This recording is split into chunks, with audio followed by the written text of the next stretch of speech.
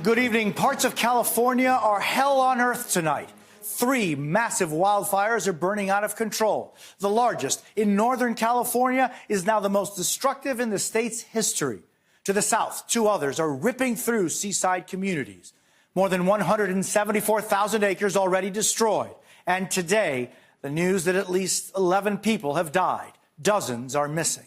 NBC's Kathy Park is in Malibu, one of the hardest hit areas, under alert tonight. Kathy.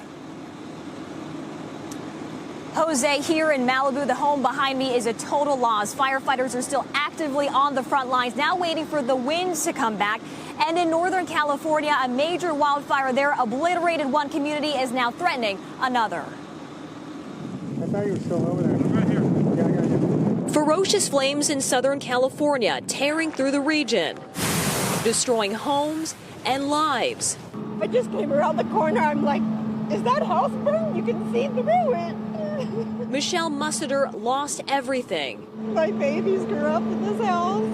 Overnight, the Woolsey fire doubling in size, fanned by fierce Santa Ana winds, forcing massive evacuations, including animals. Dozens of horses staying calm in the chaos.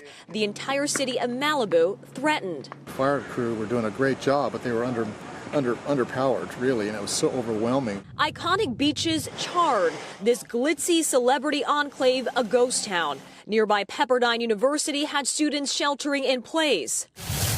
Today, crews are not only battling fires, they're fighting fatigue. More than 5,000 firefighters working around the clock. Meantime, in Northern California, the town of Paradise practically wiped off the map. Paradise is gone. The so-called Camp Fire is the most destructive wildfire in California's history. Oh my God. The fire took everything. At the height of the firestorm, panicked residents escaped as flames roared on both sides of the road. Many abandoned their cars. Some didn't make it out. Thousands have nothing left. I'm devastated. I'm heartbroken. I'm alone. I'm scared. Tonight, the Golden State glowing up and down, staying on high alert as dry conditions and heavy winds return, making the dynamic situation even worse. Kathy Park, NBC News, Malibu. And in Thousand Oaks, it was really a 1-2 punch. Just 24 hours after living through that horrific mass shooting at the Borderline Bar and Grill, residents there were hit with the fires. NBC's Steve Patterson met some of the people there. In the span of just one day, a community reeling from what felt like insurmountable tragedy was struck again.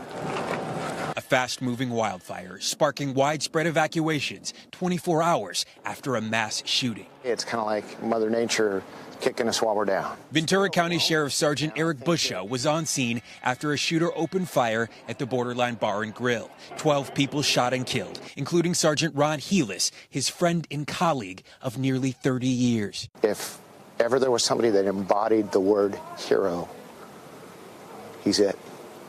I mean, he died a hero. Then, after working 19 hours, Busho and his family, along with thousands of others, were forced to evacuate. Dozens of homes destroyed. How do you deal with all that? I don't know. There's no playbook for this, to be honest with you. To have these 2 incidents just right overlapping each other is unprecedented. At the center of both tragedies, the Thousand Oaks Teen Center. First a reunification center for devastated families, now an evacuation center.